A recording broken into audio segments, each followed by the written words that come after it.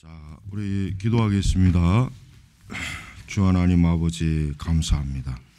오늘도 저희들에게 또 신학을 공부할 수 있는 또 귀한 은혜를 베푸시니 감사합니다. 오늘도 이 거룩한 하나님을 아는 지식을 배우는 일에 있어서 저희들의 무지를 깨워주시고 또 우리의 마음에 하나님의 거룩한 지식을 채워주시며 또 오늘도 이 모든 강의 일정을 주관하셔서 주님이 영광 받아주시고 또 저희 모두를 참 하나님의 은혜, 하나님의 인도하심에 맡깁니다. 주여 우리를 도우심이 함께하옵소서. 감사하며 우리 주 예수님의 이름으로 기도 올렸습니다. 아멘.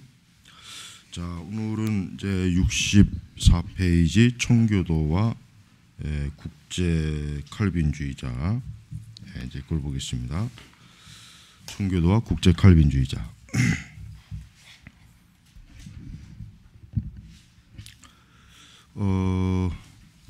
자, 이제 그 64페이지 그 이제 중반 보면 청교도 그다음에 이제 그 우리가 이제 18세기에는 그 지금과 같이 이렇게 막 교파가 막 그냥 뭐 엄청나게 많은 숫자로 분립한 건 아니죠.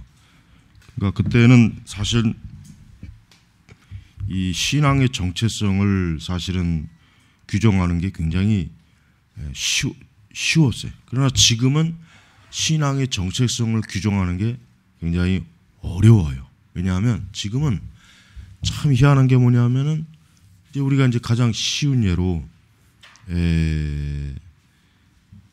뭐 나는 뭐 개혁주의 신앙이다 그렇게 해도 가만히 이렇게 보면은 또 개혁주의 요소가 아닌 게 또 굉장히 많아요.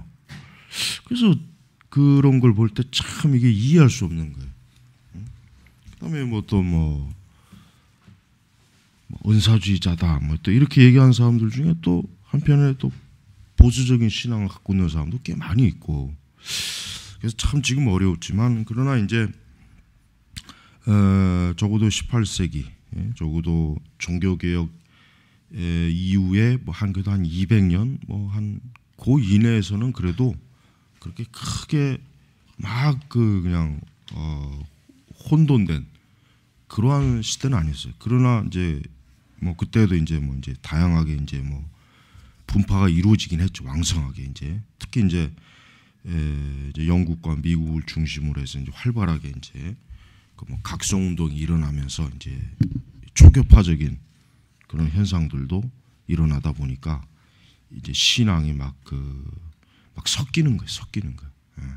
그러니까 그래서 이제 우리가 이제 알아야 될 것은 청교도나 이제 칼빈주의자들이라고 해도 성향이 다 같지는 않다는 거 알아야 돼. 이미 어느 정도 또 나름대로의 뭔가 또 차이가 있고 견해가 다르고 그런 여러 신앙적 성향이 또 다르게 많이 있단 말이에요. 우리가 이제 그런 것들을 이제 하나하나 이제 이 책을 통해서도 이제 아마 이런 활동들을 보면은 바로 이제 그런 것들이 어떻게 이제 전개되었는지를 잘 알 수가 있어요.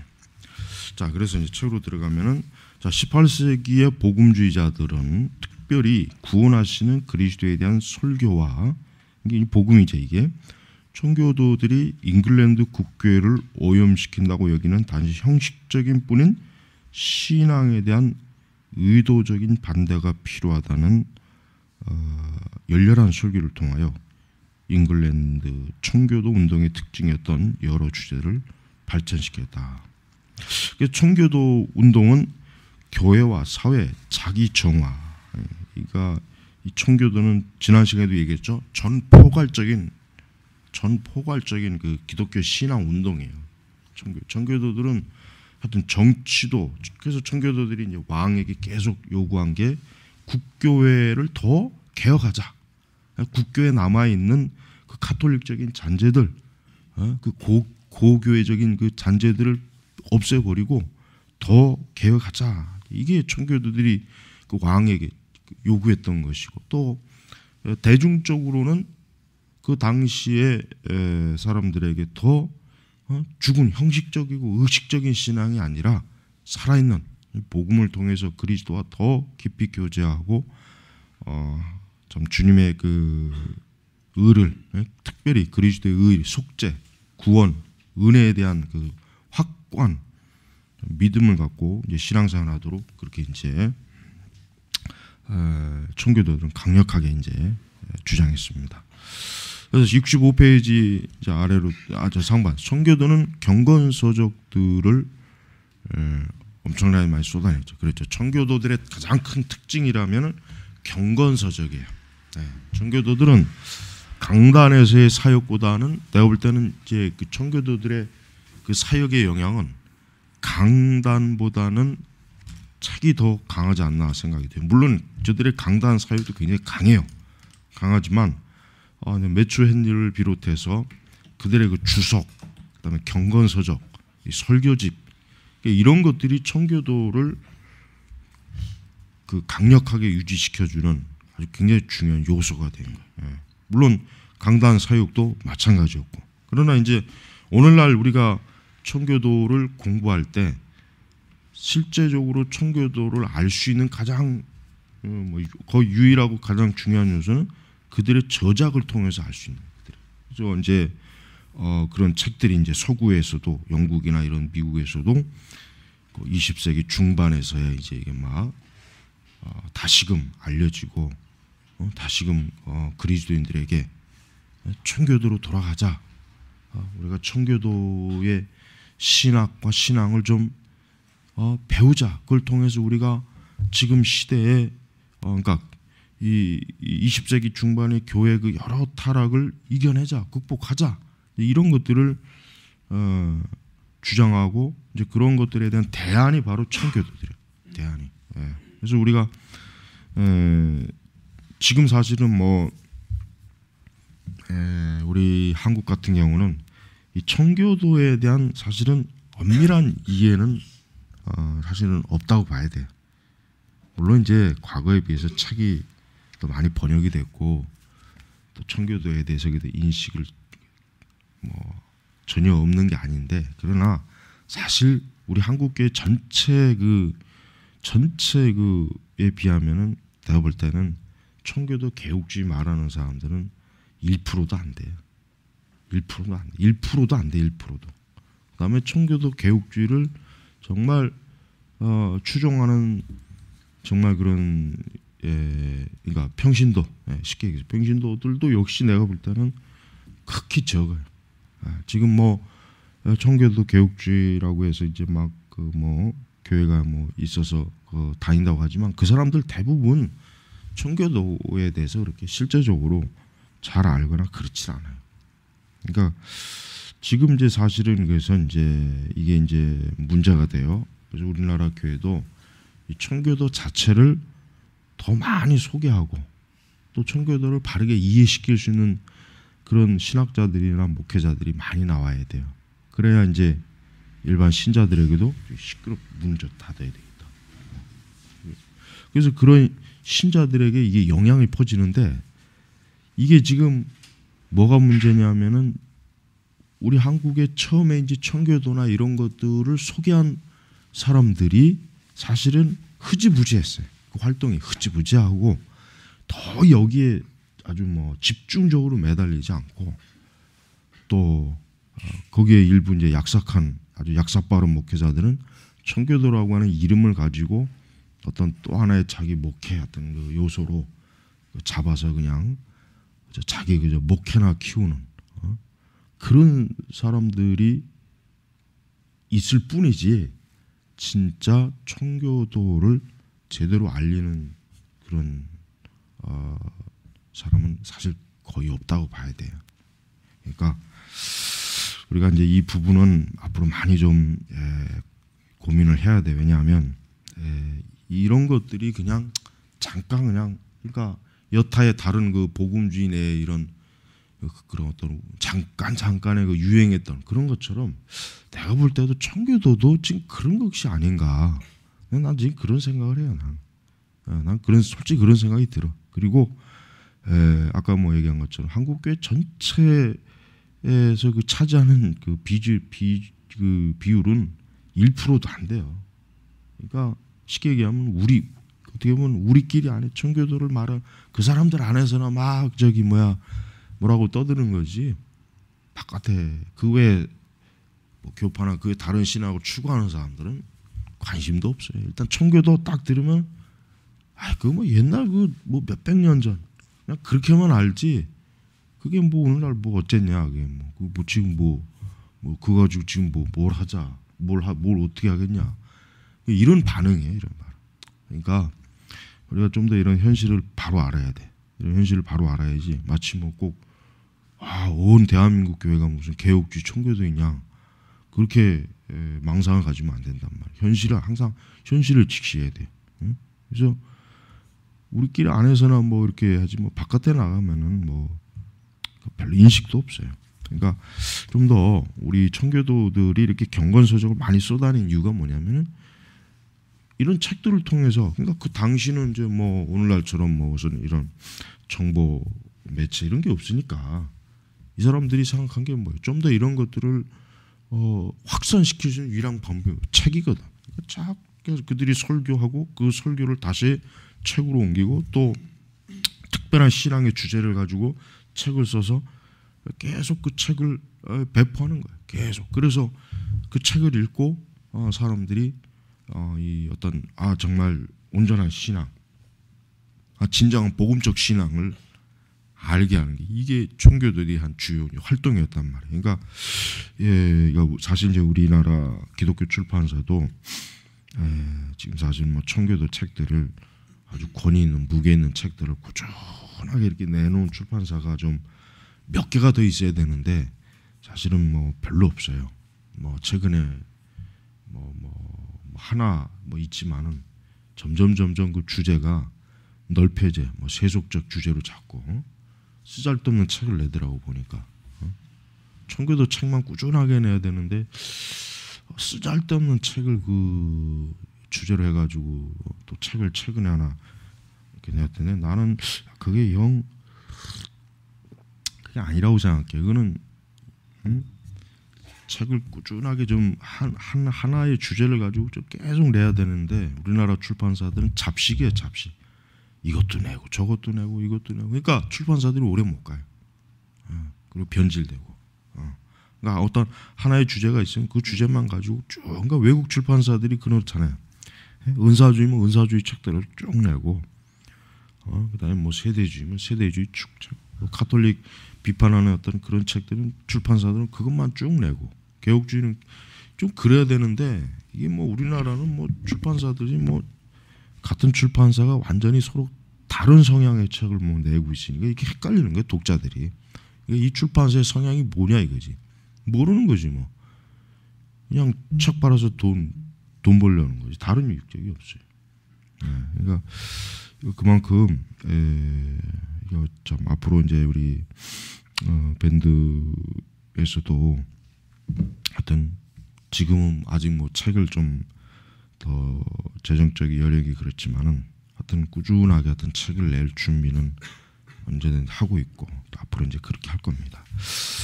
자 그래서 그다음에 이제 맨 이제 하반절에 이제 65편 하반절에 보면 청교도 정신은 뭡니까? 청교도 정신은 기독교 신앙을 더욱 개인적이며 더욱 내적인 실천으로 이끌었다. 근데 이게 이제 경건주의와 좀 겹치는 거예요. 경건주의도 사실은 똑같아요. 경건주의도 뭐냐면 기독교 신앙을 더욱 개인적이며 더욱 내적인 실천이 사실은 경건주의도 똑같은 그런 성향이지만 그러나 청교도는 단순히 경건주의처럼 교리를 그냥 교리는 좀 형식적이다. 교리는 좀 뭔가 좀 꺼림직하다. 이런 이게 아니라 오히려 청교도들은 더 교리를 통해서 바로 뭐야? 기독교 신앙을 개인적이고 내적인 실천을 만든. 그러니까 목표는 같은데 방식이 틀리는 거예요. 목표는 같아요. 경건주의와 청교도는 중첩되는 부분도 많이 있어요. 많이 있고 또 청교도 운동이나 그 뒤에 부흥 운동이 이 경건주의를 배제시킬 수 없다고. 그러나 그 방식이 달라요. 경건주의는 교리를 중요하게 여기잖아요. 그러나 청교도는 어때? 칼빈주의 교리. 무엇보다도 칼빈의 개혁 교리에 철저하게 거의 뿌리를 내린 사람들이 청교도의 다수예요. 거의 주류란 말이에요. 물론 알미니안주의도 있죠. 리차드 백스터 같이. 그러니까 물론 여러 그 어떤 뭐 세례, 뭐 침례, 뭐 교회 정치, 뭐 장로교냐, 뭐 아니면 뭐 회중이냐, 그러니까 그런 그 요소들은 있어요. 그러나 그들이 거의 그래도 공통적인 기반을 갖고 있는 건 뭐예요? 칼빈주의란 말이에요. 그러니까 청교도가 경건주의 운동과 다른 게 뭐냐면, 경건주의는 이 독일에서 이 사람들은 교리에 대한 염증을 느끼고 경건주의 운동을 일으킨 사람들이에요, 사실은. 왜? 교리가 그러니까 말 그대로 신앙을 그냥 형식화시켰다. 신앙의 생명력을 잃어버리게 했다. 맨날 논쟁이나 하다가 그냥 날 샌다. 뭐 이런 뭔가 좀 교리하면은 이 사람들, 이 독일 경건주의자들은 그냥 염증을 느끼는 사람이에요. 그러나 청교도들은 아니에요. 청교도들은 기독교 신앙의 핵심은 교리가 없으면 안 된다. 이거. 그러니까 이 사람들은 교리적인 것을 바탕으로. 그러니까 여러분 존 버년의 철로역정도 단순히 그냥 우화가 아니에요. 거기에는 아주 칼빈주의 교리가 완전히 스며든 그러한 책이란 말이에요. 그래서 우리가 기독교 신앙 운동을 할 때 중요한 게 있어요. 그러니까 오늘날 복음주의 교회들이 봐요. 물론 열심히 뭔가 신앙 운동을 해요. 뭔가 하여튼 뭐든지 하기는 하려고 그래. 그러나 문제는 뭐냐면 지금 복음주의 운동은 뿌리가 없는 거예요. 뿌리가 없어요. 그러니까 그냥 개나 소나 다 지들끼리 모여가지고 뭐 그 안에는 뭐 또 여자 목사도 있고 뭐 또 뭐 은사주의자도 있고 복음주의자도 있고 뭔가 하기는 해. 근데 뿌리가 없어, 뿌리가. 그러니까 뭐예요? 영적인 지속성도 없고 영향력이 없는 거예요. 뿌리가 없으면 안 돼. 자, 청교도는 봐요. 뿌리가 있으니까 지금도 청교도가 흔히 얘기해서 청교도는 거의 뭐 18세기로 이제 청교도는 막을 내려요. 청교도 운동은. 그러나 청교도는 다시 19세기 스폴천에 의해서 청교도는 다시 한번 크게 일어나다가 20세기는 로이드 존스에서 다시 일어나. 왜 그래? 청교도는 뿌리가 있기 때문에 그래. 교리적인 뿌리가 있기 때문에 어때요? 청교도는 불꽃이 꺼지지 않는 거야. 그러니까 청교도 옛날 고리타분한 사람들 그렇지 않아요. 청교도는 계속해서 불이 붙어. 분명히 불이 붙어요. 그러니까 우리나라도 비록 뭐 그 떨거지 유사 개혁주의자들이 있지만은 어쨌든 우리나라도 이 청교도에 대해서 그래도 들어왔기 때문에 청교도의 그 정통 가장 중요한 본질을 뭔가 이어가려고 하는 사람들이 분명히 있어요. 있단 말이에요. 우리 이제 밴드도 그런 우리 제네바도 마찬가지고. 그러니까 교리적인 뿌리가 있기 때문에 이게 죽지 않는 거예요. 그러나 다른 건 다 죽어요. 여러분 은사주의 보세요. 지금 뭐 온 세상이 은사주의라고 하지만은 은사주의도 죽어요. 이제 봐요. 죽어. 그게 뭔지 앞으로 뭐 더 몇십 년 더 갈지는 모르겠지만은 그러나 100년은 못 가요. 100년 아마 한 100년 뒤에 혹 이 세상에 아직도 있고 기독교 있다면 그때는 아마 이럴까. 그 옛날에 그 한 150년 전, 200년 전에 그 당시 기독교는 막 은사주의라고 하는 막 이상한 방언도 하고 막 그 시대는 그런 기독교가 막 유행했다. 막 교회들마다. 훗날의 역사가들은 교회사가들은 그렇게 볼 거란 말이야. 그렇게 볼 거란 말이야. 왜 우리가 과거 그 2000년 역사를 되돌아보듯이. 그러니까 은사주의는 죽습니다. 은사주의는 반드시 죽게 돼 있어요. 은사주의도 그냥 하나의 시대의 폐물, 한 시대 교회가 좀 미쳐갖고 그 목사들도 미치고 그 신학 그 당시는 거의 대부분 은사주의라고는 망령에 미쳐갖고 교회가 아주 심각하게 잘못된 그런 교회 시대였다.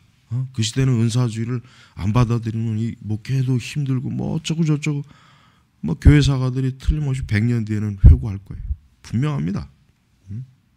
그러니까 청교도들은 단순히 그냥 경건주의 마치 청교도가 경건주의처럼 그냥 자기 개인적 신앙이나 뭐 그렇게 아니에요. 청교도는 교리적인 바탕에 의해서 자신들의 신앙을 어때요? 퍼뜨리는 거예요. 전 영역으로. 전 영역으로 계속해서 퍼뜨려서 어때요? 그 영향력이 사람에게서, 그 다음에 그 사람이 있는 어떠한 영역이든지 그 영역에서 어때요? 기독교 교리, 복음, 이것이 스며들게 하는 게 이게 청교도란 말이에요. 그러니까 우리가 청교도를 제대로 이해하지 못하면은 마치 청교도가 그냥 뭐 개인적인 열심, 개인적인 어떤 뭐 아주 그냥 까칠하고 그냥 뭐 아주 독단적인 뭐 그런 열심으로만 이해할 수 있지만은 사실은 전혀 그렇지 않다는 걸 우리가 알아야 돼요. 자, 그래서 이제 청교도는 가슴으로 느끼는 개인적 신앙의 필요성을 고양시킨 그대로 총체적인 사회 개혁을 위한 강제적인 계획을 추진하기 시작했다. 이제 이게 이제 청교도가 이제 크로멜 시대, 이제 크로멜 시대. 크로멜이 집권하는 그때가 이제 청교도들이 영국 역사에서 유일하게 정치적인 발판을 마련시키거든요. 그러니까 그때 이 청교도들이 굉장히 좀 급진적인 개혁을 많이 했어요. 아주 굉장히 뭐 주일날 아주 철저하게 주일 엄수 안 하면 아주 그냥 벌금도 매기고 뭐 조금이라도 세속적인 뭘 하게 되면 아주 그냥 단호하게. 그러니까 이 크로멜 시대가 청교도들에게 있어서는 가장 사실 전성기였어요. 전성기. 그러나 이 크로멜 시대는 오래 가지는 않죠. 1658년에 크로멜이 사망하자 어때요? 부랴부랴 다시 과거로 다시 회귀한 거예요. 그러니까 크로멜이 아들이 집권을 잠깐 했지만 아들이 좀 무능력해가지고 그만 정치적인 힘을 잃어요. 이 정치 자기 그 아버지의 그 정치 세력을 끝까지 좀 유지해야 되는데 그 아들이 좀 모자라. 정치적인 그 역량이 모자라는 거예요. 그러니까 결국 청교도 이 크로멜의 그 영향은 결국 잠깐 있다가 이제 사라지는 거예요. 그래서 지금 1649년에서 1660년까지. 그래서 청교도들이 관용을 제한해서라도 사회 질서를 유지해야 한다는 크로멜의 생각이 동의하게 된다. 그러나 주의 깊게 자발적으로 선택한 청교도 정신이 뉴잉글랜드 백성의 대부분 심한 두려움에 빠뜨려 버렸다. 그러니까 청교도에 대한 청교도들의 이런 그 아주 오직 성경적 아주 완전히 이 세상을 복음으로 그리스도의 말씀으로 통치하는 어떻게 보면 진짜 완전히 신정국가, 꼭 이스라엘이 한때 그 다윗과 솔로몬 때처럼 신정국가로 만들려고 했어요. 사실은 청교도들의 목표는 하나님이 통치하시는 국가, 하나님이 통치하시는 사회, 하나님이 아주 이 지상에다가 신정국가를 정말 이 크로멜을 통해 가지고 만들려고 하는 그런 엄청난 과도한 열심을 사실 맺었는데 이제 이게 또 부작용이 또 많이 있었죠. 그러니까 이제 크로멜 사후에 이제 청교도의 영향력이 급격하게 쇠퇴하고 찰스 2세가 복고하면서 찰스 2세는 죽었죠. 그 아들 찰스 2세가 돌아오면서 이제 그 다시 어때요?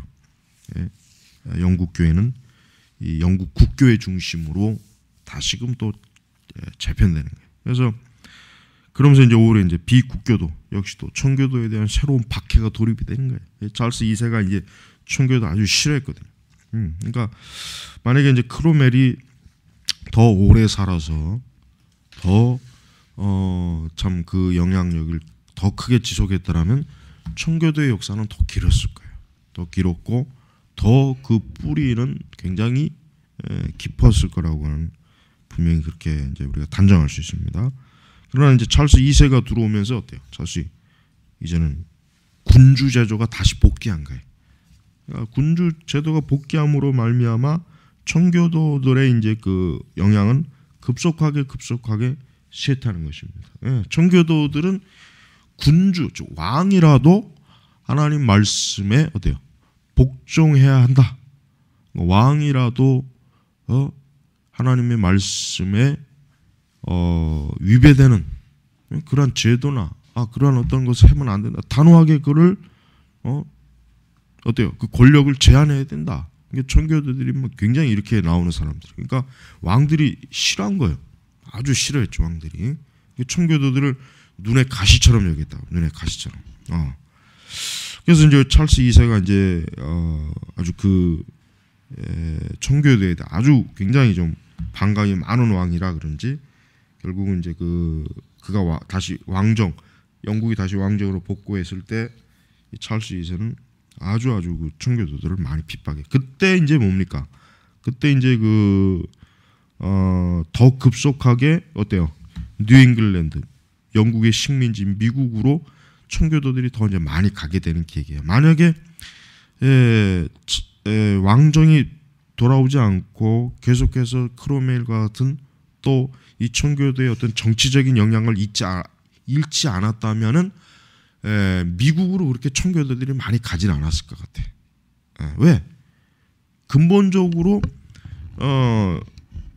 이 청교도가 왜 미국에 갔냐요? 왜? 간 이유가 뭐냐면 영국 안에서는 도저히 어때요?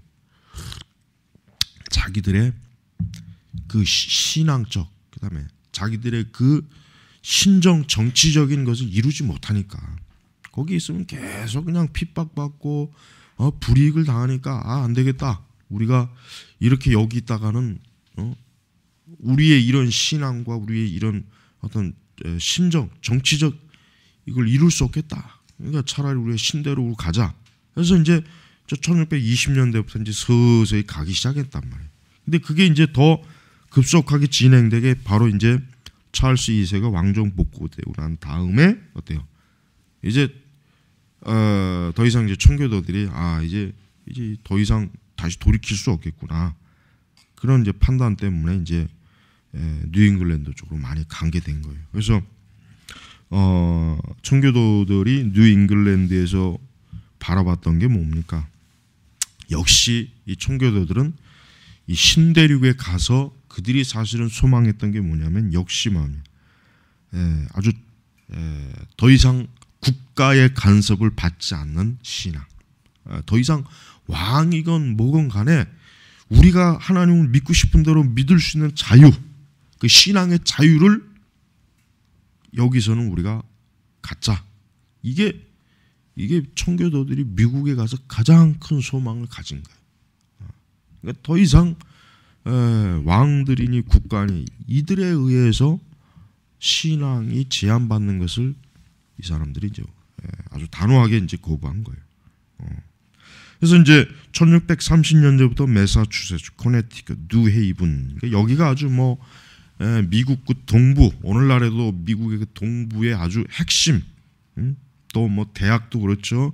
미국의 그 유명한 대학들, 1流급 대학들, 아이비리그, 그 대학들이 다 여기서 다 이 청교도들이 사실 세운 거잖아요.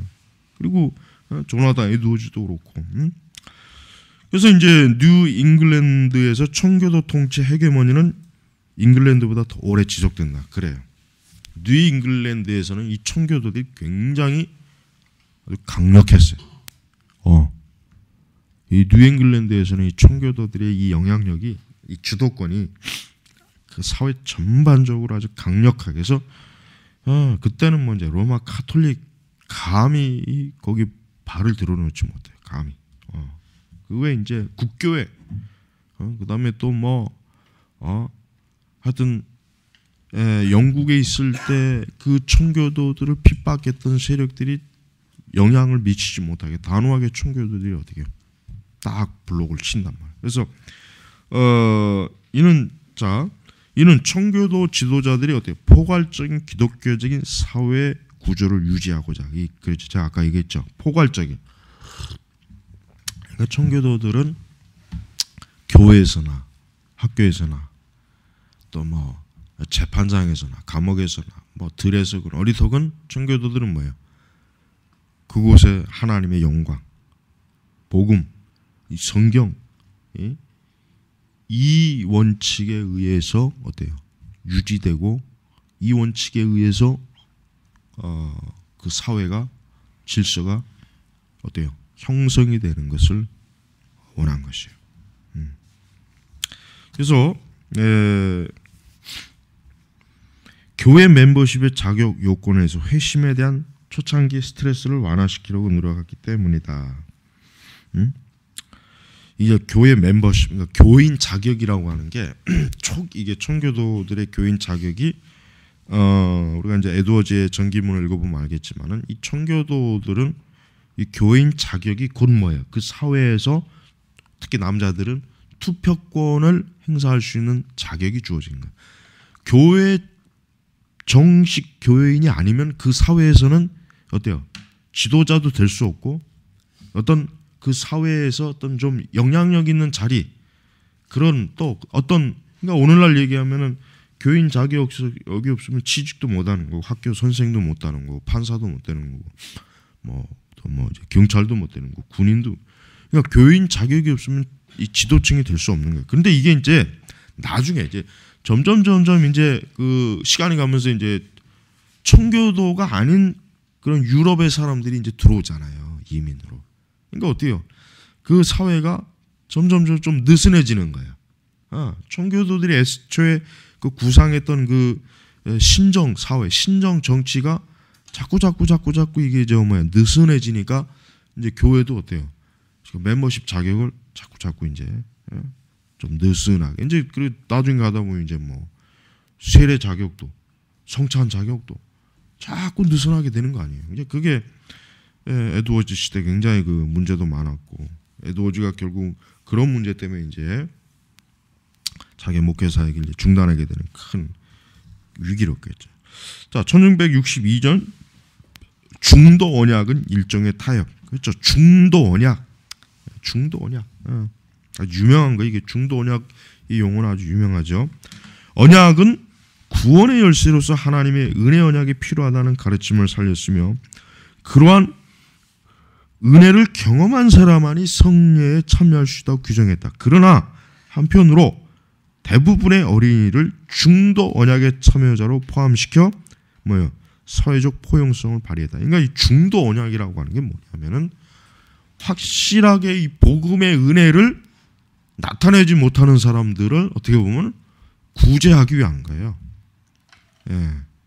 이 사람들을 여기서는 이제 사회적 포용성이라고 하는데 이 사람들을 아주 엄격하게 아직 당신은 회심의 증거가 없다, 회심의 표시가 없다, 중생과 거듭남의 표시가 없다 가지고 단호하게 딱 그냥 아주 성례에서 그냥 아주 딱 이게 배제시키는 게 아니라 이들도 앞으로 예비적으로 하나님의 은혜를 받을 것이고 그러니까 이들도 참여시키자. 뭐 이런 어떤 굉장히 좀 초기의 그 성례 참여 자격 요건에서 엄청나게 이게 사실은 뭐예요? 개방된 거란 말이에요. 그 심지어는 그랬어요. 이에 따라 삶 속에서 은혜를 입증하지 못한 부모의 자녀들도 뭐예요? 세례를 받을 수 있다. 이게 지금 큰 문제란 말이에요. 이게 에드워즈가 이제 이런 걸 반대한 거 아니에요. 에드워즈가. 그러니까 초기에 청교도들은 감히 꿈도 꿀 수 없는 것을 점차 이제 후기 가면서 이제 교회가 어때요? 은혜 표시, 영적 어떤 하나님의 자녀의 그런 것도 없는데 막 그냥 교회 편입시키고 은혜를 입증하지 못한 부모의 자녀들도 세례를 그러니까 더 엄밀히 얘기하면은 그냥 뭐 불신자 자녀도 그냥 세례 줬다고 봐도 돼. 자, 그래서 타협을 통해 개인 구원에 대한 청교도적 관심을 지속시킬 수 있었습니다. 타협을 통해. 그러니까 청교도의 1세대하고 후세대하고는 차이가 있어요. 우리가 청교도를 그냥 무작정 미국 같은 경우 무작정 청교도 하면 안 돼. 이게 초기와 중기, 후기 다 나눠야 돼요. 그래서 이제 그렇게 하면서 이제 이 사람들이 좀 더 그 미국 그 당시에 그 이제 초기의 그 뉴잉글랜드 식민지 사회를 어떻게 해요? 통합시키려고 하는 겁니다. 왜냐하면 이제 아마 이런 생각을 했던 거예요. 여기서 만약에 계속 청교도의 그 원리를 주장하게 되면 이 사회 이제 그 식민지 사회가 이제 분열될 거라고 하는 그런 두려움. 이제 조각조각 나누어지고 여기서도 또 그냥 이제 아마 그런 싸움을 이제 그런 게 이제 좀 두려웠고 그런 게 이제 그 식민지 사회를 불안정하게 하니까 이제 우리가 그러지 말고 이렇게 좀 어느 정도 좀 느슨하게 하자. 그래야 좀 이게 뭐가 될 것 같다. 이제 이런 생각을 한 거예요. 그러니까 17세기의 넓은 맥락에서 볼 때 뉴 잉글랜드 교회 청교도는 어때요? 자신들이 떠났던 잉글랜드의 정세변에 따라 부유, 그러니까 떠다니는 듯했다. 부유라고 말은 떠다닌다는 거죠. 특별히 공적 고백의 강조, 교회와 국가 사이의 협력 강화, 비국교도 종교인에 대한 강력한 저항 등에서 그래 보였다. 그러나 복음주의적 실천이 활기차게 이루어지고 있었다 해도 뉴 잉글랜드의 청교도들은 뭐예요? 너무 수가 적었고 잉글랜드와 너무 멀리 떨어져 있기 때문에 복음주의 영향력으로 영국에서의 신앙생활을 모두 포괄하기에는 미흡했다. 그렇죠. 청교도들의 수가 그 넓은 잉글랜드 지역 사회에 비하면 사실 수가 적죠. 적죠. 그래서 청교도들은 이 공적 고백의 강조, 교회와 국가 사이의 협력과 비국교도 종교인에 대한 강력한 저항 등에 있어서 청교도들은 그 영국 본토가 정치적으로 지금 어떻게 막 되느냐에 따라서 여기도 지금 이런 아주 민감하고 중요한 문제에 대해서 어때요? 그때 이제 다른 거예요. 어떤 일관된 청교도들의 그 정책적 입장보다는 그때 이렇게 달라지는 거란 말이에요. 그러니까 청교도는 일종의 은혜 중심의 개선교 사상을 만드는데 복음주의를 통해 이 정신이 다시 고개를 들었다. 그러나 한편으로 타협도 있었다. 그렇죠. 하반절에 청교도 정신이란 아마도 강력한 회심 설교 이제 특징입니다. 강력한 회심 설교. 그렇죠. 아주 가장 대표적입니다. 청교도들의 책들은 인간이 회심해야 된다. 구원받아야 거듭나야 된다. 회심 돌이켜야 된다. 그리스도께로 돌이켜라. 그래서 스폴전의 설교집을 읽어보면 항상 그리스도로 돌아오라. 그리스도에 대한 그 메시지가 강력해요. 그러니까 스폴전이 이 청교도의 영향력을 거의 엄청나게 받은 게 엄청나게. 그러니까 청교도들은 강력한 회심 설교. 아주 여러분들이 읽어보면 알겠지만 리차드 백스터의 회심도 마찬가지고. 그러니까 이 사람들은 무엇보다도 인간이 회심하지 않으면 아무 소용이 없다. 그 뒤는 볼 것도 없다 이게. 그러니까 먼저 회심부터 해라. 회심의 중요성을 깨달으라. 회심을 하나님 앞에 구하라. 이 네가 회심해야 된다는 걸 먼저 깨달아라. 회심하지 않은 거에 대한 그것을 먼저 깨닫고 빨리 회심하기를 하나님 앞에 구하라. 이게 이 사람들이 가장 특징이에요. 그 다음에 개인적 경건의 추구. 그렇죠. 청교도의 개인적 경건이라고 하는 건 너무나 그러니까 청교도라고 하는 말 자체가 벌써 이 사람들이 하도 이 어떤 외부에서 볼 때 아주 결벽증, 그냥 진짜 막 어떤 신앙적 결벽증이 걸린 것 같이 보일 정도로 이 사람들은 경건을 주일날에도 엄격하게 주일을 성수하고 가정에서 가정 예배와 가정 기도회를 드리고 아주 정말 마치 하나님께로부터 직접적인 통치를 받는 것처럼 그들이 생활에 있어서도 엄격한 자세를 유지하고 조금 더 이 세속적이고 불의한 거와 타협하지 않고. 그러니까 이 사람들의 성향은 오늘날 우리가 지금 청교도 말을 많이 하는데 내가 볼 땐 청교도를 제일 안 닮은 것 같아. 그 인간들이.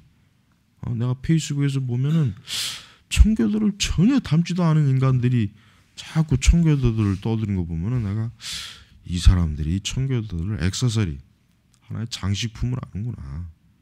그냥 청교도라고 하는 게 뭔가 좀 신선해 보이고 하도 은사주의가 그냥 거지 같은 짓들을 많이 하니까 이제 은사주의, 복음주의 이런 거보다는 좀 청교도 하면 뭔가 이제 아주 그 정통 이제 그렇게 여기니까 이제 그걸 좋아하는 것 같은데 이제 하지만 우리가 참 이런 것들을 볼 때는 사실 어울리지가 않아요. 그다음에 평신도 성경 공부로의 헌신을 뜻하겠지만 조금은 비교육적인 결과를 불러일으키기도 한 것 같다.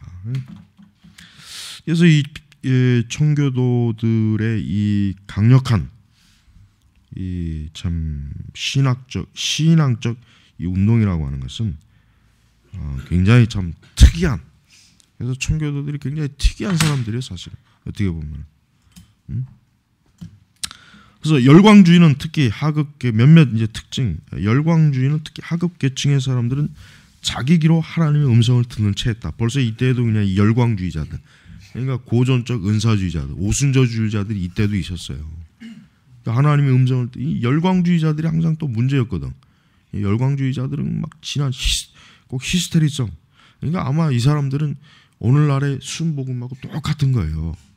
오순절주의 똑같아 아주. 그러나 이때도 그 좀 뭐 방언 비슷한 거 막 짓거리고 뭐 이런 게 조금씩 또 있었단 말이야 이때도. 그다음에 율법 폐지로는 뭐예요? 사적인 종교적 영감을 이유로 사람들을 일반법, 도덕적 의무, 합리적인 공적 의무의 준수를 회피하도록 이끌었다. 그러니까 율법 폐지론, 율법 폐지론이라고 하는 게 교묘하게 인간이 사람이 마땅히 의무적으로 해야 될 그런 도덕적, 윤리적 의미, 또 공적 의무까지도 교묘하게 회피하게 만들어요. 그다음에 뒤바뀐 관용. 그러니까 청교도들이 아까 여기 좀 나오죠. 여기 67페이지 하반 1640년대 의회 반란을 통해서 거의 군사 독재. 사실은 뭐 크로멜 자신이 군인이니까 군사 독재에 가까운 크로멜 시대 경험. 1640년대 50년대 새로운 종파의 엄청난 확산. 수많은 잉글랜드 사람들이 종교적 공포. 그러니까 사실은 이제 청교도들이 사실 많이 핍박을 받았거든. 사실은.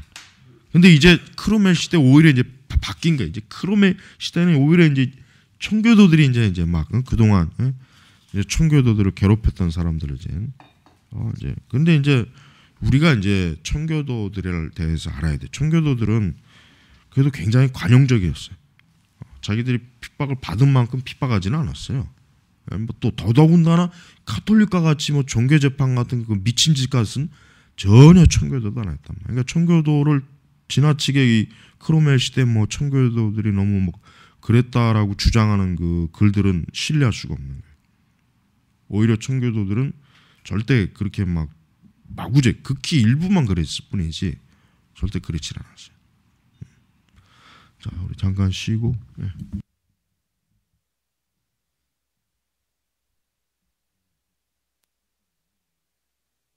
우리 이제 계속 봅시다. 우리가 이 청교도를 정말 제대로 공부해야 돼요. 그래서 우리가 다음 2학년 2학기 때는 청교도를 집중적으로 공부할 겁니다. 청교도를 2학년 2학기 때는. 그리고 청교도를 바르게 공부하지 않으면은 청교도에 대해서 막연한 오해, 그러니까 두 가지를 피해야 돼요. 청교도에 대해서 이제 극단적 그 오해를 하는 사람들이 많이 있어요. 어떻게 그 부류가 제일 많은 것 같아. 극단적 오해에 부류를 하는 사람이 있고 또 하나는 청교도를 제대로 이해하지 못하면서 청교도에 대한 환상을 가진 사람들이 있어요.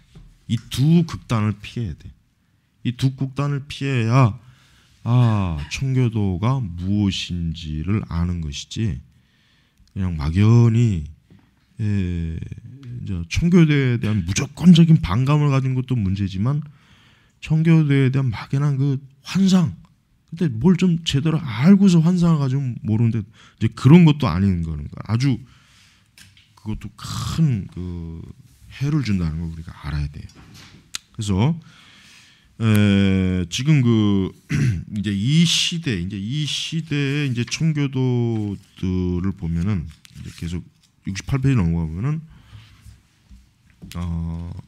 굉장히 그 우리가 생각하기에는 청교도 이 시대가 완전할 것 같다고 생각하지만 사실은 그렇지 않아요. 굉장히 청교도 자체에서도 이런 광신주의, 열광주의자들, 또 이제 여기 케이코 교도들, 이 케이코 교도들도 오늘날 식으로 얘기하면은 꼭 신천지처럼, 이 케이코 교도들 그 시대의 신천지에 사실은, 그러니까 여보요, 케이코 교도들은 정규 예배를 방해하고 옷을 벗은 채 거리를 질주하고 막, 그러니까 이 케이코 교도들이 굉장히 엉뚱한 짓을 많이 했어요. 굉장히 엉뚱한 짓을 많이 했어요. 굉장히. 그러니까 이제 이런 거기다 이제 또 우상 파괴론자들은 유석예쁜 교회 안에는 기존한 조각들, 스테인드 글라스를 닥치는 대로 부쉈고, 그러니까 이제 이 사람들은 또 뭡니까? 이제 교회 안에 왜 카톨릭과 같이 어떤 형상 우상을 두느냐? 저 스테인드 글라스도 나쁜 거 아니냐? 이제 그 생각을 가지고 이제 그런 것들을 막 이제 부수는 거고, 그다음에 공격적인 도덕주의자들은 극장문을 닫게 하고 술집을 폐업시키고, 교리적 완벽주의자들은 예종론, 성착론, 적절한 교회법을 둘러싸고 인정사정 없이 이제 논쟁을 벌였다. 그러니까 이게 지금 뭐냐, 그 시대에 일어났던 여러 현상들을 하나의 나열하는 거예요. 근데 우리가 이제 주의할 거는 이 책 자체, 마크놀 자체를 우리가 전적으로 신뢰하면 안 돼요. 마크놀은 좀 어느 부분은 생각이 좀 다른 부분이 있어. 그러니까 좀 조심해야 돼. 그러니까 전반적으로 지금 마크놀은 청교도에 대해서 좀 이렇게 호의적이지 않아. 딱 그 자체를 보면. 그러니까 그러나 이제 이런 현상이 있었다는 거는 이제 우리가 알아둬야 되고, 청교도 이제 여기 계속 나오죠. 청교도 설교자들은 신앙 서적과 가정 예배 습관을 통해 보다 경험적인 신앙을 유지할 수 있었지만, 청교도 정신의 과도함, 그러니까 많은 사람들이 생각, 이제 이 저자도 이제 각주를 단 이유로, 그러니까 많은 사람들이 생각에 청교도 정신의 과도함, 그러니까 좀 지금도 이제 서구의 기독교인들이 청교도 하면 딱 이걸 떠오르는 거죠. 과도하다, 너무 열광주의다, 지나치다, 독선적이다, 교리적 논쟁, 교리주의자다, 논쟁주의자다, 막 그 생각이 굉장히 뭐예요? 강한 거예요. 굉장히. 근데 이런 생각은 청교도를 바르게 이해하지 못하고 근본적으로 청교도를 싫어하는 사람들이 이 생각을 많이 가지. 그러나 청교도를 바르게 알고 청교도를 좋아하는 사람은 이런 생각은 갖지 않죠. 당연히 갖지 않죠. 그래서 청교도 설교자들은 아까 요거 말한 건 맞아요. 신앙서적과 가정예배 습관을 통해서 보다 경험적인 신앙을 유지한 건, 이게 참 중요한 거예요. 그러니까 청교도 설교자들은 단순히 교리적 사변주의자들이 아니에요. 이게 중요한 거예요. 청교도들은 항상 자기들이, 우리가 자 웨스턴민스터 대소요리 문답을 아무리 우리가 뭐 철자 하나 안 틀리고 외운다고 해도 자칫하면은 우리 속에 뜨거운 열정, 신앙적 열정이 없으면 어떻게 돼요? 그건 하나의 사변주의밖에 안 되거든. 그러니까 청교도들은 그걸 굉장히 경계했어요. 단순히 우리가 교리문답을 잘해서 외우고 뭐 철저하게 하는 게 중요한 게 아니다. 너가 바로 그 교리문답에서 가르치는 진리를 뜨겁게 어때요? 가지고 있어야 된다 이거예요. 그러니까 그거를 신앙서적, 그러니까 경건서적과 가정예배. 그러니까 청교도들의 가정예배가 중요해요. 청교도들의 가정예배가 사실은 어떤 사람은 하루에 3번씩, 1시간 이상씩, 하루에 2번씩, 뭐 아침 저녁으로, 그것도 그냥 뭐 간략한 10분, 20분이 아니라 뭐 1시간, 뭐 2시간도 되고. 그러니까 이 청교도들은 가정에서의 이 예배를 엄청나게, 자기들의 그 신앙의 뜨거운 열정을 일으키는 데 있어서 한 요소라고 본 거예요. 그러니 가정에서도 그렇게 드려서는 교회에서는 얼마나 더 했겠어요. 교회에서는 뭐 말도 못했겠죠. 그러니까 우리가 지금 사실 이 청교도를 공부해도 이 청교도들을 못 따라가요. 우리가 이 청교도를 아무리 공부해도 이 청교도들의 그런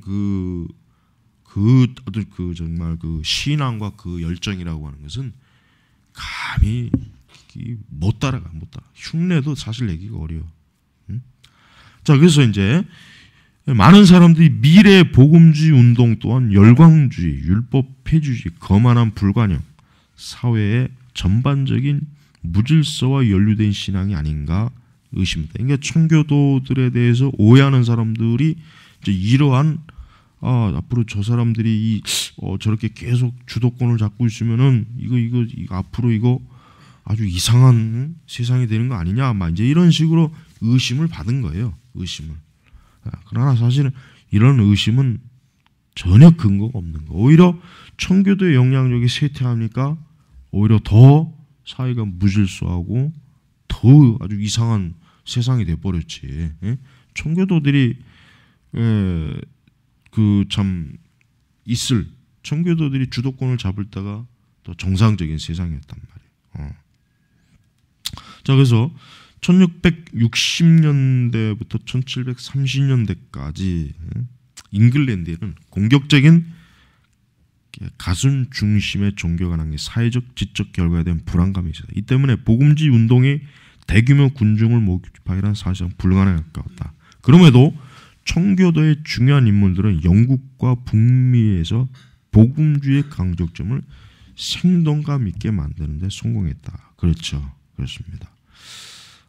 청교도들에 대해서 아무리 나쁜 비판을 한다고 해도 청교도들로 인하여서 영국과 미국, 그러니까 영미 쪽에서의 이 청교도들의 영향력은 절대 무시할 수가 없는 거예요. 그들이 아니었으면 기독교는, 그 시대 기독교는 사실상 거의 다 그냥 어떤 형식화돼서 아마 무너졌지 않아, 아주 일찍 무너졌지 않았을까. 그러니까 오늘날 서구 세계의 이런 그 기독교 현상이 훨씬 더 빨리 아마 자리 잡았을 거라고 그렇게 우리가 예상해도 틀린 건 아닙니다. 그 중에 이제 우리 여기 이제 조셉 올라인, 이제 그 영향력 있는 목사님, 이 조셉 올라인, 그다음에 리차드 백스터, 두 사람을 이제 예를 들죠. 그러니까 조셉 올라인은 우리가 아는 것처럼 그의 책 중에 회심하지 못한 자들에게 주는 경고, 가장 유명한 책이죠. 스폴천도 자주 읽어봤다고 하는 책이죠. 그래서 조셉 올라인은 성경 공부와 설교를 회심의 수단으로 강조했다. 회심에.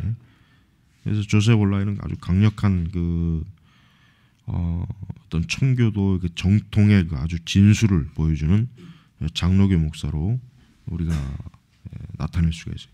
그래서 리차드 백스터 굉장히 참 유명하죠. 청교도 인물 중에 이 리차드 백스터도 굉장히 그 영향력이 큽니다. 이제 청교도 69페이지 중후 상반대 보면은 당시 청교도 복음 설교가 대부분 엄격한 칼빈주의, 그렇습니다. 청교도의 주류는 다 칼빈주의입니다. 그러나 리차드 백스터는 칼빈주의가 아니죠. 리차드 백스터는 칼빈주의가 아니라 알미니안적인 개념을 갖고 있어요. 그래서 여기서 딱 나오잖아요. 백스터는 이 두 입장의 중간에 서 있다. 그래요. 백스터는 많은 그 칼빈주의적인 요소들을 가지고 있으면서도 알미니안적인 개념을 또 가지고 있어요. 그러니까 이게 이 백스터가 내가 볼 때는 왜 백스터가 이럴까? 알았어. 그런 생각이 좀 들어요. 좀 한편은 거의 좀 아쉬운 면이 들긴 하지만, 그러나 하여튼 백스터는 굉장히 우리 참 청교도를 연구하는, 청교도에 대한 신앙을 알고자 하는 자에게 굉장히 도움이 되는 건 사실입니다. 그래서 백스터는 이 두 가지 태도를 가지고 그의 그 사역을 펼친 그런 사람으로서 우리는 좀 알아둬야 됩니다. 자, 그래서 그 다음에 이제 존 버년. 청교도 하면 아마 번연 그럴 겁니다. 청교도 하면 번연. 그래서 철로 역정. 이 철로 역정을 통해서 그는 어떤 청교도의 진수, 청교도의 진수를 보여줬어요. 진수. 그래서 이 청교도의 어떤 신앙의 아주 핵심적인 것들을 그는 그의 그 책을 통해서 아주 잘 남겨줬어요. 그래서 지금 그 철로 역정, 그 다음에 죄인 괴수에게 충만한 은총, 이 책도 우리가 이제 번역이 돼 있죠. 이 책에서 이제 신중한 자아 성찰, 내면의 죄에 대하여는 강렬한 투쟁, 위로를 주는 성경의 은총. 그러니까 이런 것들에 대한 그 뭐예요? 강력한 그 주장을 이 그 본연은 아까 이제 자기 그 자서전 비슷하게, 그러니까 자기가 어떻게 회심했는가에 대한 그 과정을 얘기하면서 자기가 어떻게 자아 성찰을 하고 자기가 어떤 그 죄에 막 그 몇 년 동안 막 자기는 회심하지 않으려고 그리스도께 돌아가지 않으려고 막 길을 쓰고 그렇지만 하나님의 강권적인 막 계속적인 그 은혜로의 부르심 막 그거 투쟁, 그다음에 이제 성경의 약속을 성경 말씀을 통한 참된 위로와 안식 그런 걸 볼 수가 있어요.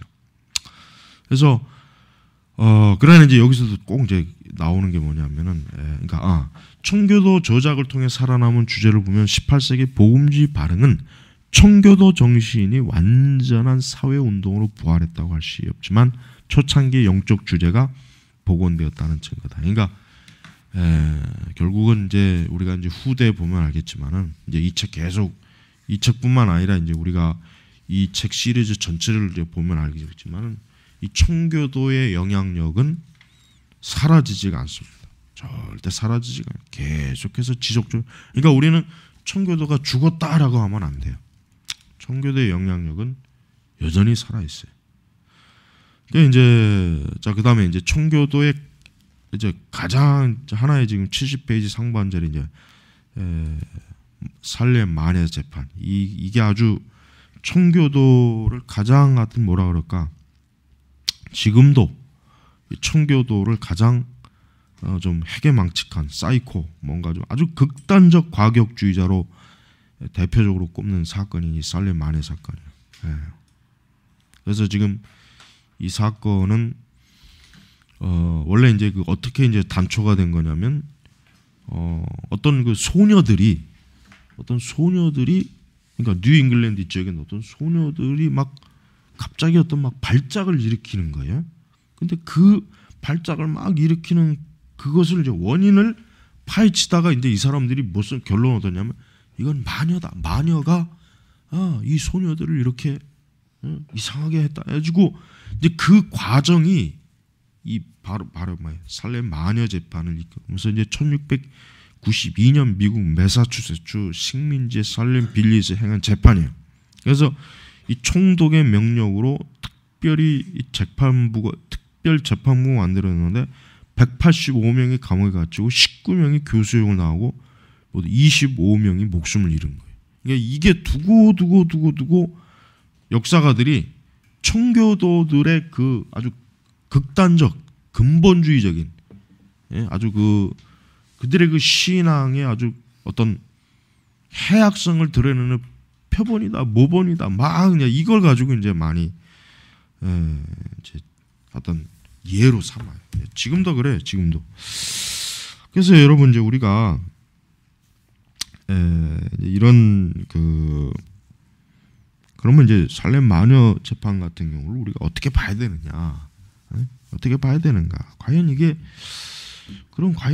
이런 것 문제들을 일으켰을 때 그 당시에 청교도들은 왜 이런 부분에 있어서 더 좀 심사숙고하지 못하고 이렇게 엄청난 재판, 그다음에 이제 뭐 무려 19명이 교수형을 당하고 왜 이런 일이 있었는가? 이런 부분에 대해서 우리가 이제 두 가지 이제 반응이 있죠.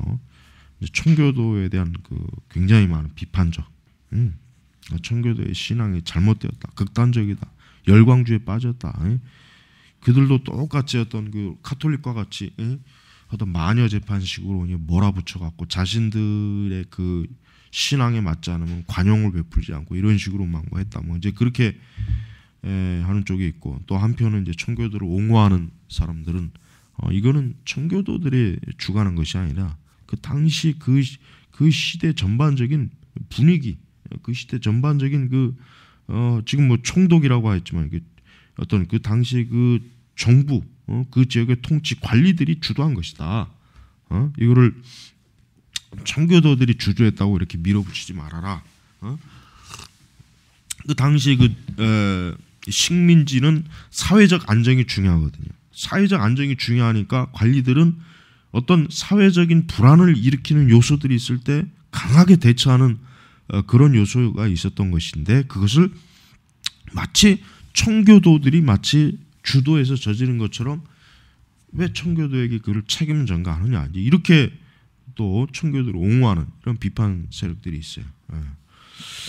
이제 우리가 이제 알아야 될 것은 뭡니까? 어떤 기독교적인 어떤 이런 종교적인 현상이 나타났을 때 거기에는 항상 뭡니까? 악한 사단의 영, 이런 요소들도 있는 거예요. 그러니까 이런 것들이 있다고 하는 거 우리가 전제로 하지 않으면은 마치 그냥 모든 것이 다 정상적인 과정에서 이루어졌다, 그렇게 볼 수 없단 말이에요. 그러니까 이 마귀가 이 뉴 잉글랜드의 어떤 기독교, 어떤 청교도들 이런 것들에 대한 강력한 어떤 또 하나의 어떤 도전의 어떤 그런 현상으로도 우리가 이제 볼 수 있는 거예요. 그래서 우리가 이런 부분들에 대해서 우리는 청교도들에게 책임을 지우는 것은 잘못된 것이에요. 청교도들에게 책임을 지우는 것은 상당히 문제가 있다. 왜? 로마 천주교식으로 종교 재판을 한 건 아니에요. 분명히 뭐예요? 관리, 이 총독, 특별 재판, 이 사람들 다 누굽니까? 관리들이에요. 그 식민지 관리들이라는 관리. 그러니까 정부에서 이걸 주관한 것이 교회에서 이게 주관한 게 아니라고요. 물론 이제 그 시대에 이제 그 결국 뭐 총독이나 관리들도 결국 교회를 다니는 사람들이고 그런 거지만, 그러나 근본적으로 이 모든 마녀 재판을 주관한 사람들은 목사가 아니에요. 장로가 아니란 말이에요. 교회에서 한 게 아니라면 어디에서? 총독이 한 거예요. 총독이 총독부에서 특별히 정식으로 재판부를 구성해서 한 것이지, 아니 교회에서 뭐 목사가 교수용을 그런 거 아니란 말이에요. 이건 어디까지나 사법 절차에 의해서 한 것이지, 그리고 분명히 어떤 사회적 불안 요소를 안겨주는 그러한 세력들에 대해서 분명히 총독이 자기의 그 어떤 정치적 권한을 가지고 정상적인 법 집행을 한 것이란 말이에요. 물론 이제 뭔가 좀 미심적인 게 많이 있기는 있었겠죠.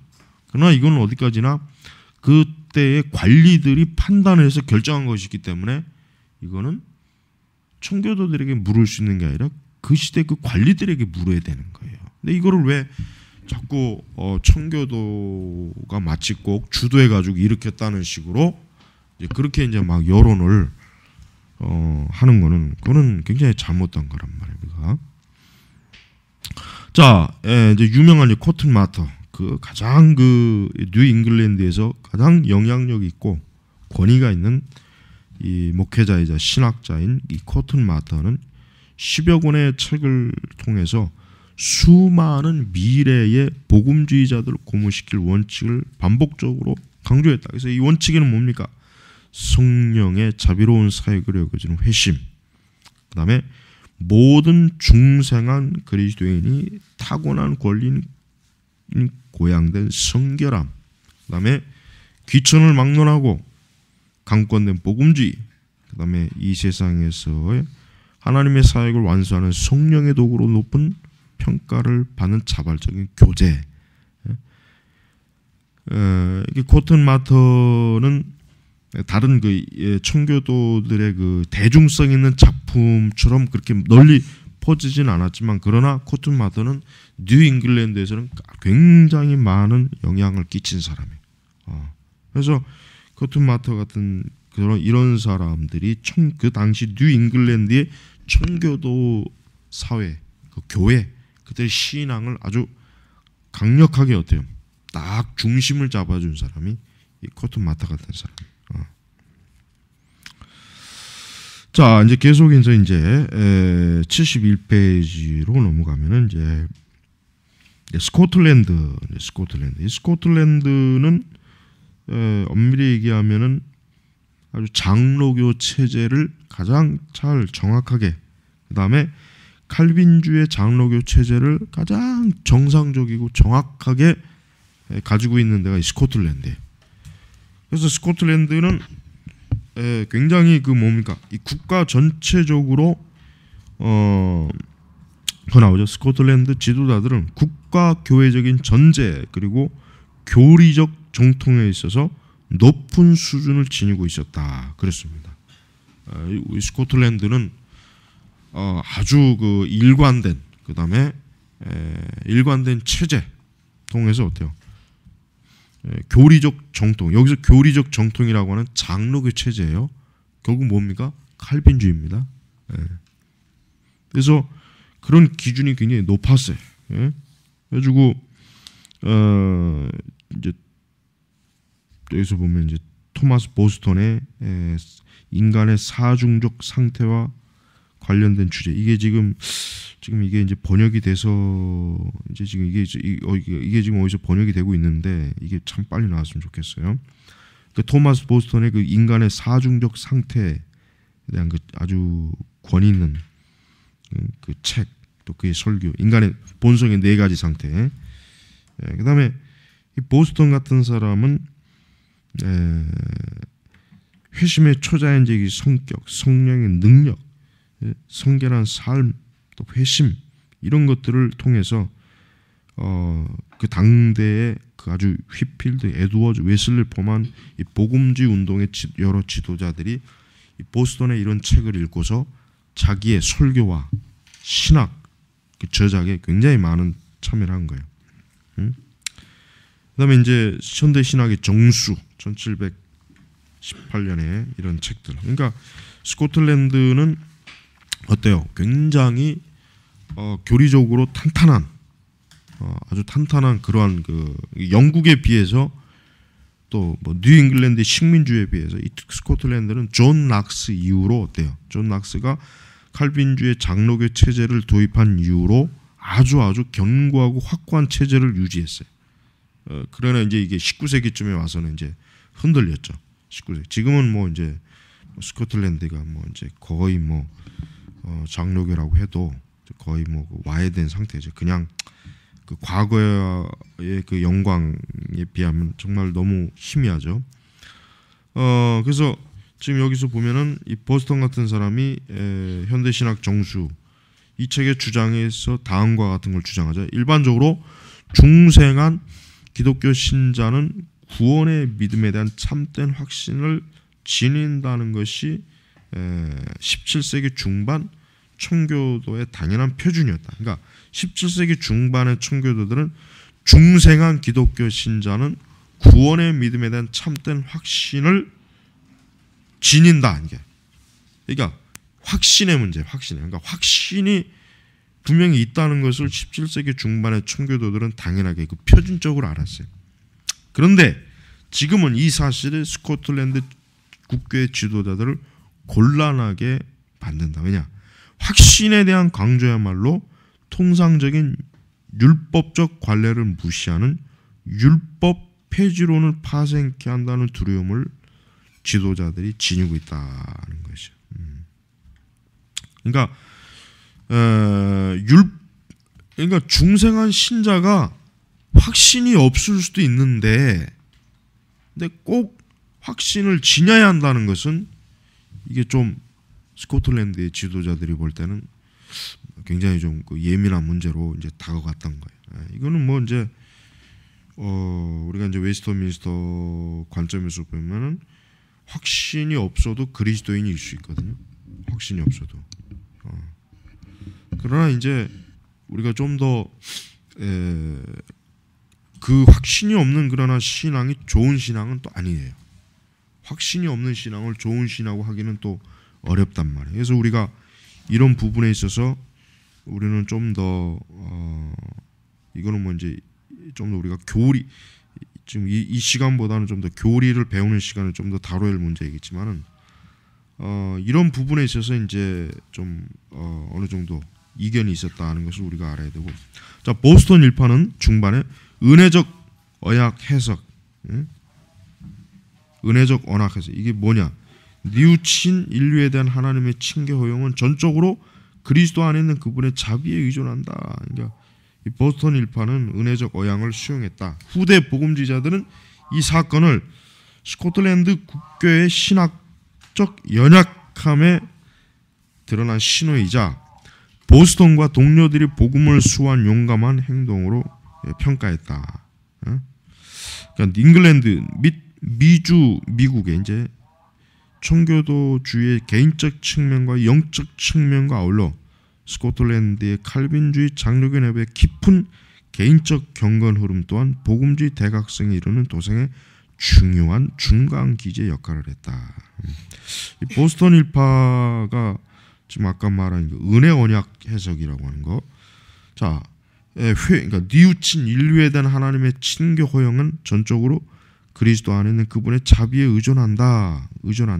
그러니까 그리스도의 자비가 없으면은 하나님께서는 인류가 그러니까 결국 인간이 회개한 그 부분에 대해서 하나님 허용을 하지 않을 것이다. 그러니까 그리스도의 그 자비로 인해서 결국은 하나님께서는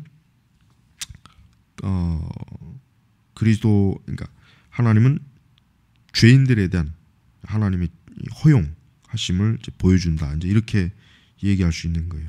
요 보스턴 일파 요 부분은 좀 더 이 사건에 대한 것을 내가 지금 그 진례깃발 거기에 보면 기사가 나오는데 그걸 좀 읽어볼 필요가 있어요. 이게 좀 중요한 거예요. 이제 이런 그 영적 대각성의 어떤 흐름에 있어서 스코틀랜드의 이 칼빈주의 이 영향력은 아주 또 나름의 중요한 요소가 됐다는 걸 우리가 알아야 되겠고, 자 1730년대 말에 근대 복음주의가 등장했을 때 대영제국 전역에서 경험주의적 칼빈주의 정통은 상당히 약화되어 있었다. 이제 칼빈주의가 이제 약화되는 시점이 이제 복음주의, 그러니까 뭐랄까 이제 1차 대각성, 2차 대각성 그런 각성 운동이 들어오는 그 시점에 사실은 이제 칼빈주의가 약화돼요.